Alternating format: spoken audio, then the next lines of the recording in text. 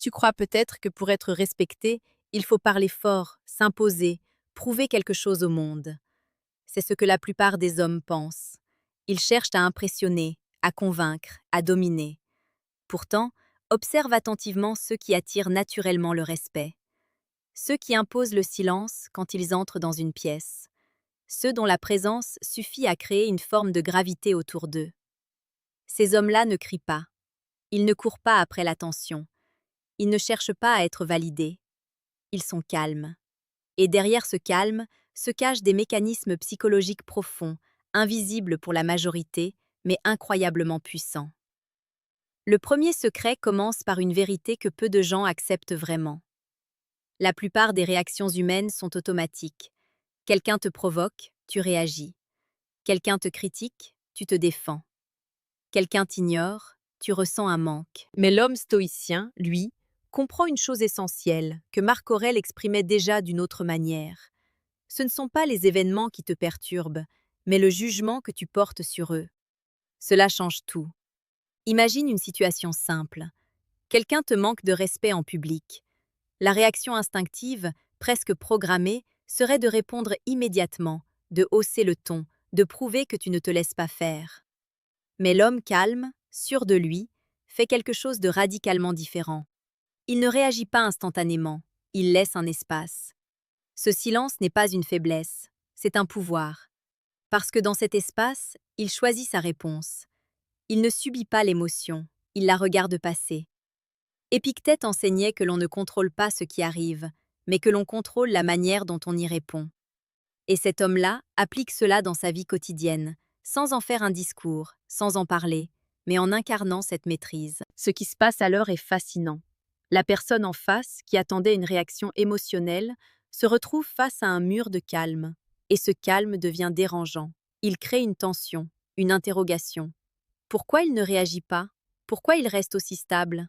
Et c'est précisément là que naît le respect, parce que celui qui ne réagit pas immédiatement montre qu'il n'est pas contrôlé par les autres. Il montre qu'il est maître de lui-même. Et dans un monde où la plupart des gens sont esclaves de leurs impulsions, cela devient rare. Et ce qui est rare attire. Ce premier secret, c'est donc la maîtrise émotionnelle silencieuse. Pas celle qu'on affiche, pas celle qu'on explique, mais celle qu'on incarne dans les moments où tout le monde s'attend à te voir perdre le contrôle. Sénèque disait, en substance, que la plus grande force n'est pas de vaincre les autres, mais de se vaincre soi-même. Et cette idée prend tout son sens ici, parce que chaque fois que tu choisis de ne pas réagir impulsivement, tu renforces quelque chose en toi, une forme de solidité intérieure. Avec le temps, cette solidité devient perceptible. Les gens ne savent pas forcément l'expliquer, mais ils la ressentent. Ils sentent que tu n'es pas facilement déstabilisable, que tu n'es pas manipulable, que tu ne joues pas le même jeu qu'eux. Et cela change la manière dont ils te perçoivent. Maintenant, il y a un piège subtil ici. Beaucoup confondent le calme avec la passivité. Ils pensent que rester silencieux, c'est fuir. Mais ce n'est pas le cas. Le calme stoïcien n'est pas une absence de réaction. C'est une réaction choisie. Parfois, cela signifie parler. Parfois, cela signifie agir. Mais jamais sous l'impulsion. Toujours avec intention. C'est ce qui distingue l'homme faible qui se tait parce qu'il a peur, de l'homme fort qui se tait parce qu'il a compris que tout ne mérite pas une réponse. Et plus tu avances dans cette compréhension, plus tu réalises quelque chose d'étrange. Tu n'as plus besoin de prouver ta valeur en permanence. Tu n'as plus besoin de convaincre tout le monde. Tu sélectionnes tes batailles, et cela libère une énergie énorme. Parce que la plupart des hommes gaspillent leur énergie à réagir à tout, à vouloir corriger chaque injustice, répondre à chaque critique, impressionner chaque personne. Mais l'homme stoïcien canalise son énergie. Il la dirige vers ce qui compte vraiment. Et cela nous amène naturellement au deuxième secret. Un secret encore plus subtil, encore plus puissant et souvent mal compris. C'est la capacité à être pleinement présent, sans chercher à plaire. Cela peut sembler simple, mais en réalité, c'est extrêmement rare. La plupart des gens, lorsqu'ils interagissent avec les autres, ne sont pas vraiment présents. Ils pensent à ce qu'ils vont dire ensuite.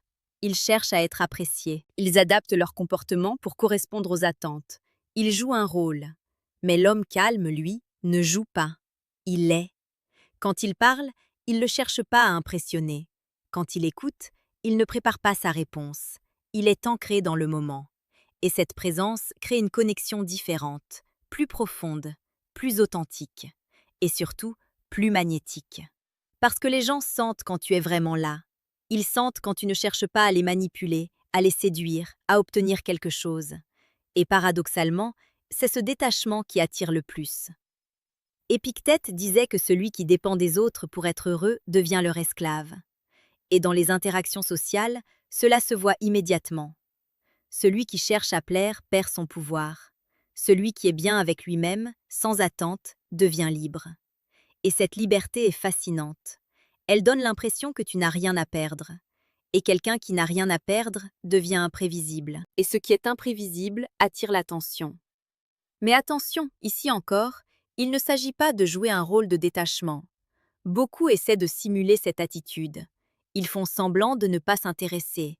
Ils deviennent froids, distants, presque arrogants. Mais cela sonne faux. La vraie présence stoïcienne n'est pas froide. Elle est calme, stable, ouverte. Elle n'a pas besoin de se protéger en permanence. Elle n'a pas besoin de contrôler l'image qu'elle renvoie. Elle est simplement alignée. Et cette authenticité crée un contraste énorme avec le reste du monde. Dans une société où tout le monde essaie d'être validé, celui qui n'en a pas besoin devient immédiatement différent. Et cette différence attire naturellement le respect. Ce qui rend ce deuxième secret si puissant, c'est qu'il transforme complètement la dynamique des interactions. Quand tu cesses de chercher à plaire, quelque chose d'inattendu se produit. Tu deviens plus sélectif. Tu n'acceptes plus tout. Tu n'essaies plus de convaincre quelqu'un de t'aimer. Tu observes, tu ressens, tu choisis. Et ce simple changement intérieur crée une inversion totale des rôles. Au lieu de te demander si tu es apprécié, tu commences à te demander si les autres méritent ton attention. Ce basculement est fondamental, parce que l'homme qui cherche à être choisi se place inconsciemment en position inférieure. Il attend une validation, il dépend d'un regard extérieur. Mais celui qui choisit reprend le contrôle. Il devient acteur de sa vie et non spectateur des réactions des autres. Sénèque expliquait, dans une idée profonde, que celui qui veut être aimé à tout prix finit par se trahir lui-même. Et c'est exactement ce que l'on observe partout. Des hommes qui s'adaptent constamment, qui modifient leur personnalité, qui disent ce que les autres veulent entendre, simplement pour être acceptés. Mais à quel prix? Le prix de leur authenticité. Et sans authenticité, il n'y a pas de respect durable. Parce que les gens peuvent aimer une version construite de toi, mais ils ne la respectent pas profondément. Le respect naît quand ils sentent que tu es solide intérieurement, que tu ne changes pas au gré des opinions, que tu restes aligné avec tes valeurs, même si cela ne plaît pas à tout le monde. C'est là que la présence prend toute sa dimension. Être présent, ce n'est pas seulement être attentif, c'est être fidèle à soi-même dans l'instant. C'est ne pas se trahir pour obtenir une réaction favorable. C'est accepter que certaines personnes ne t'aiment pas et être en paix avec cela. Et cette paix intérieure se ressent immédiatement. Elle se voit dans le regard, dans la posture, dans la manière de parler, lente, posée, sans précipitation. Elle se voit dans la capacité à supporter les silences sans malaise. Elle se voit dans cette absence de besoin de remplir le vide. Parce que celui qui est à l'aise avec le silence montre qu'il est à l'aise avec lui-même. Et dans un monde où le silence met mal à l'aise la plupart des gens, cela devient un signe de force. Mais il y a encore un niveau plus profond à ce secret. C'est la capacité à ne pas s'attacher aux résultats immédiats. Tu peux être présent, authentique, aligné, et ne pas obtenir la réaction que tu attends. Et c'est précisément là que beaucoup échouent. Ils reviennent alors à leurs anciens schémas. Ils recommencent à chercher à plaire, à forcer les choses, à manipuler subtilement les interactions. Mais l'homme stoïcien comprend quelque chose d'essentiel. Il comprend que son rôle est de faire ce qui dépend de lui et de laisser le reste suivre son cours. Marc Aurèle rappelait que l'on doit agir avec droiture, sans s'inquiéter des résultats extérieurs. Et cette idée, appliquée aux relations humaines, devient une arme silencieuse. Tu fais ta part, tu es vrai, tu es présent, tu es aligné et tu lâches prise. Ce détachement n'est pas de l'indifférence, c'est de la maturité. C'est la capacité à ne pas forcer ce qui ne doit pas être forcé. Et paradoxalement, c'est ce lâcher-prise qui crée le plus d'attraction. Parce que les gens sont habitués à ce que les autres insistent, cherchent à convaincre, s'accrochent. Alors quand ils rencontrent quelqu'un qui ne le fait pas, cela les intrigue.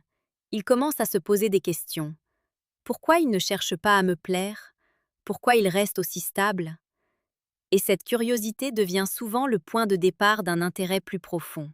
Mais ce chemin demande du courage, parce qu'il implique d'accepter le rejet sans se remettre en question de manière excessive.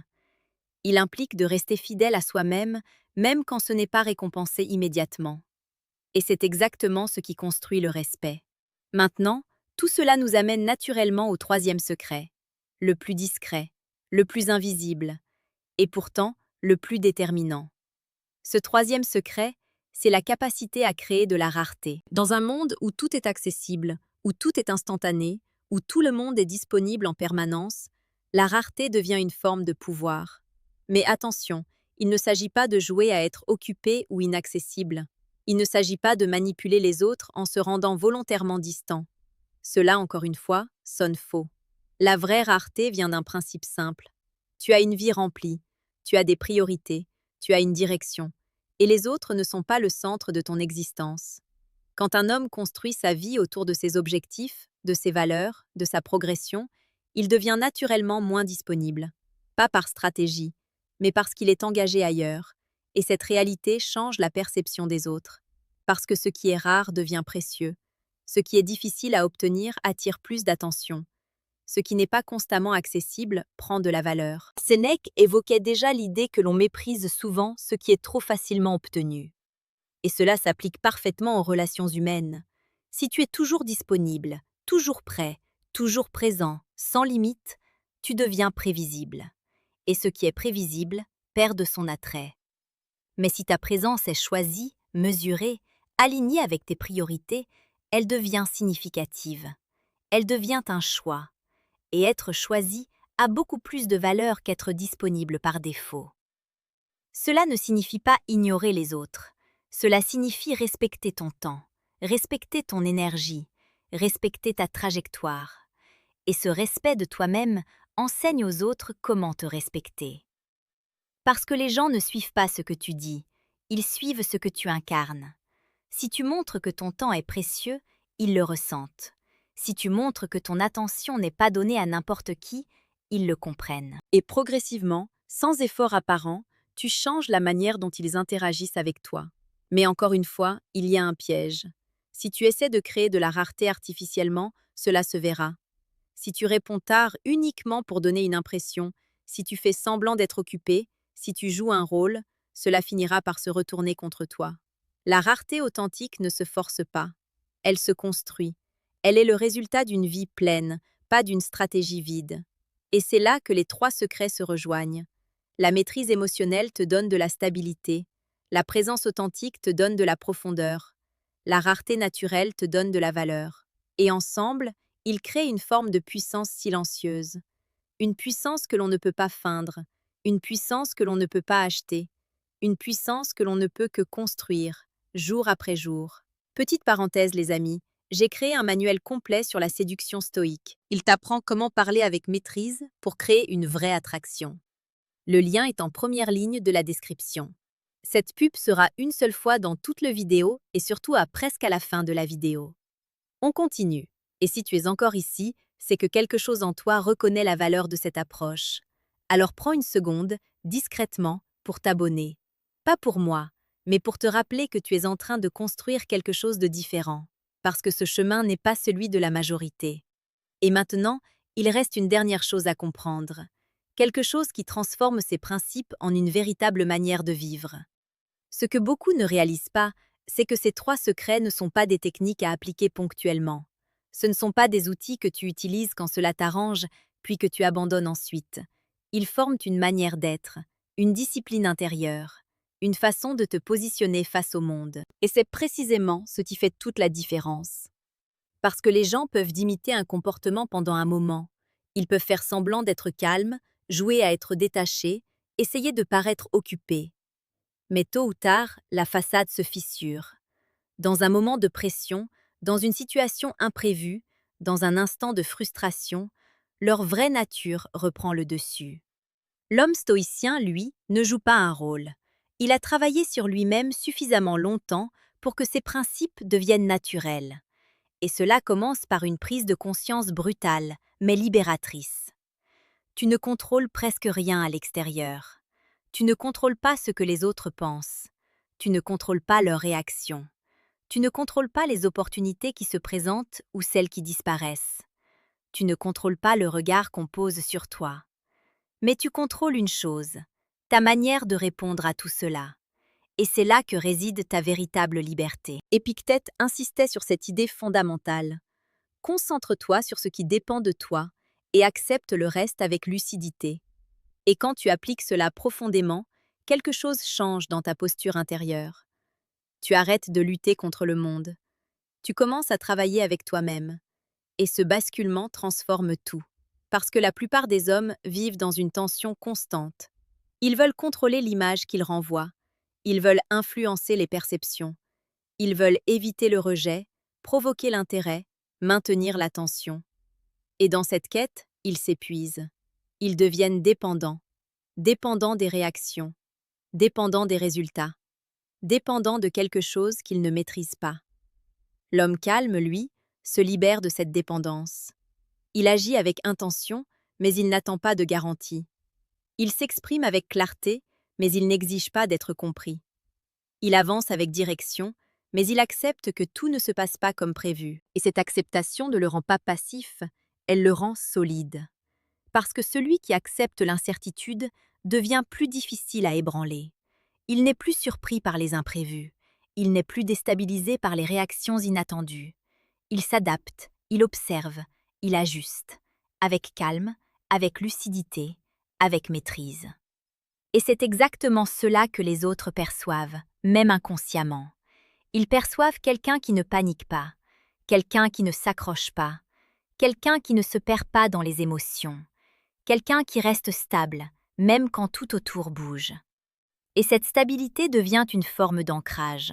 Dans les relations, dans les échanges, dans les situations de tension, les gens sont naturellement attirés par celui qui reste centré. Parce qu'il apporte quelque chose de rare, une forme de sécurité. Pas une sécurité dépendante, une sécurité intérieure. Mais ce chemin demande de la pratique. Il demande d'accepter l'inconfort. Il demande de résister à l'envie de réagir immédiatement, de parler trop vite, de combler les silences, de chercher l'approbation. Il demande de ralentir, d'observer, de ressentir sans se précipiter. Et surtout, il demande de se confronter à soi-même. Parce que derrière chaque réaction impulsive, il y a souvent une peur. Peur de ne pas être respecté, peur de ne pas être aimé, peur de perdre une opportunité, peur d'être rejeté. Et tant que ces peurs dirigent tes actions, tu restes dépendant. Mais lorsque tu commences à les voir, à les comprendre, à les accepter, elles perdent progressivement leur pouvoir. Tu n'as plus besoin de prouver, tu n'as plus besoin de convaincre, tu n'as plus besoin de courir après. Et c'est là que quelque chose de puissant émerge, une forme de confiance silencieuse. Pas celle qui s'affiche, pas celle qui se revendique, mais celle qui se ressent. Elle se manifeste dans ta manière de marcher, de parler, de regarder. Elle se manifeste dans ta capacité à rester calme quand les autres s'agitent. Elle se manifeste dans ton refus de te compromettre pour obtenir une validation. Et cette confiance change tout. Elle change la manière dont les autres te perçoivent. Elle change la manière dont tu prends tes décisions. Elle change la manière dont tu vis. Parce qu'au fond, le respect ne se demande pas. Il se construit. Et il se construit dans les moments invisibles. Dans ces instants où personne ne regarde. Dans ces choix silencieux où tu décides de rester fidèle à toi-même plutôt que de céder à la facilité. C'est dans ces moments que tu deviens cet homme calme, sûr de lui et respecté. Pas par hasard, pas par chance, mais par discipline. Alors, la prochaine fois que tu te retrouves face à une situation qui te pousse à réagir, rappelle-toi ceci. Tu as toujours le choix. Le choix de répondre ou de te taire. Le choix de suivre l'impulsion ou de prendre du recul. Le choix de chercher à plaire ou de rester aligné. Et dans ce choix se trouve ta liberté. Et dans cette liberté se trouve ton pouvoir. Un pouvoir discret, un pouvoir silencieux, mais un pouvoir réel. Et ceux qui le maîtrisent n'ont plus besoin de le montrer, parce que tout le monde le ressent.